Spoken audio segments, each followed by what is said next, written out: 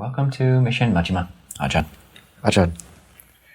So tell us about the Mahāmālukyasutta, Majjhima number 64. So this discourse begins with the Buddha asking the gathered practitioners and bhikkhus to name the 5 lower fetters.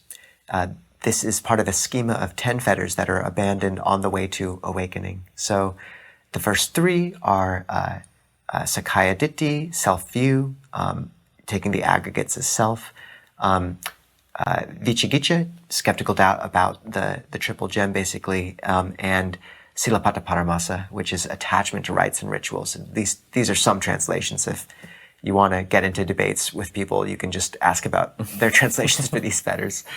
And then those are let go at stream entry, the first level of awakening, or when is seen a glimpse of nibbana, and then purportedly the defilements sort of draw one back in, or the other fetters draw one back in. And one, although one is moving towards awakening irreversibly, it still has at least a few lifetimes, or at most a few lifetimes left before they can attain that.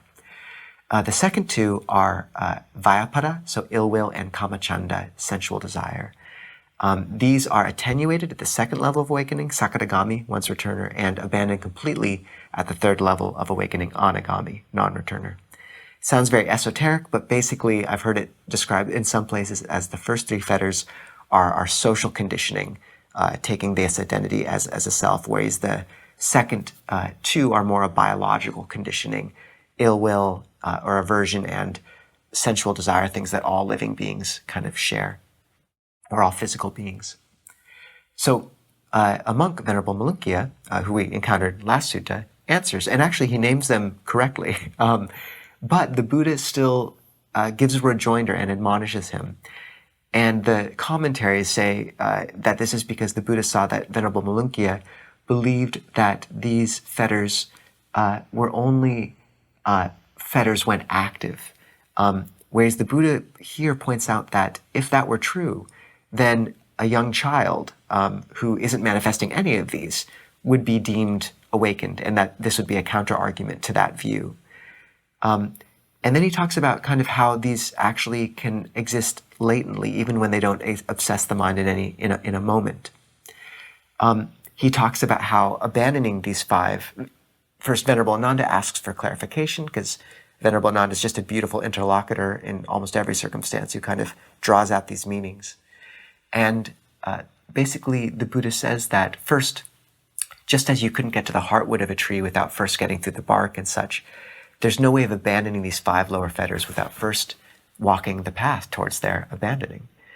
And then he lays out the path, and it is very similar to Majjhima Nikaya 52, the Atthakkhanaggara Sutta, which outlines the 11 doors to the deathless, these deep states of concentration, basically, which are then looked at or with insight to let go of your attachment to samsara, basically.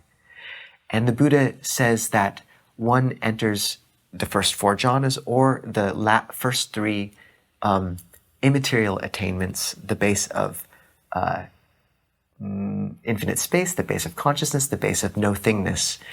And after emerging from them, one regards that state as impermanent, suffering, a tumor, a dart, a disease, a disintegration, alien, void. It's this crescendo, a riff of like, these are not you. It's a beautiful, like thunderclap, lion's roar teaching. He says that when one contemplates them as such, then one turns one's mind to the deathless, the amata dhatu, the deathless element, and basically recites, and there's this beautiful, what you call the Nibbana mantra, etang panitang, etang santang, etang panitang, yarirang, sapa sankara, samato, sabupadinissago, tanha kayo, viraga, nirodho, nibbanam. Just about that. And just this recollection of peace, basically, and of nibbana, pointing the mind towards that. And that if one's mind is directed in that way, that afterglow of samadhi in our kind of understanding is enough to infuse that insight with a deep power, and it can either move one towards the deathless, or at the very least towards one of the non-returner realms of like the highest apex of samsara, basically. Yeah, and then there's a brief question from Venerable Ananda in those liberated by mind or by wisdom. And the Buddha says it's a difference in kind of emphasis of qualities or of faculties. So Ajahn, what would you draw out of this discourse?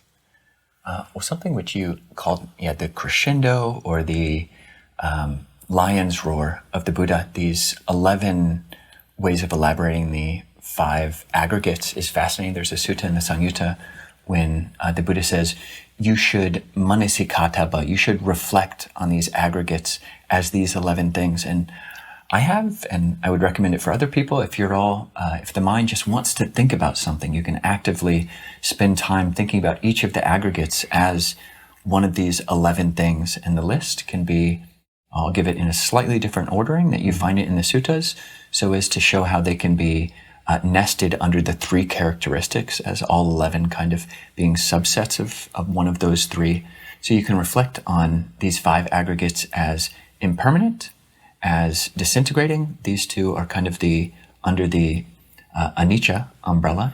Then underneath the dukkha umbrella, the umbrella of suffering or unsatisfactoriness, you have reflecting on the 5 aggregates as suffering, as disease, as a tumor, as a barb, as a calamity, as an affliction. And you can spend time thinking about any of the 5 aggregates as any of those, and what are the implications, and do any of those especially stick for you, and then spending time actually thinking about those. And then the final 3 of these coming under the heading of anatta, so conceiving of things as alien, which is not like, little green, think of 5 areas as like little green people, but as parato, as other than oneself. So alien in that sense, sunyato, as void or empty, as empty. And this is one of the main instances in the Theravada, the Pali Canon, where you do find this sunyata, this pointing to emptiness, and as not self. So those 11 are a great foundation, a great framework for thinking. Also, for those of you wondering, what happened to this Mālunkyāputta? What happened to him? There's a sutta, Samyutta 3595, where he attains enlightenment in a way, in response to a teaching which is identical to that given to Bahia, where in that which is seen, you perceive just the seen. Regards to that which is heard, you just relate to it as that which is heard. Similarly with the sensed and cognized, just a bare awareness to its most foundational extent. Is there anything else you'd like to draw from this sutta? First, I love that description of categorizing those terms under the different talakana, the 3 characteristics. I have never heard that before.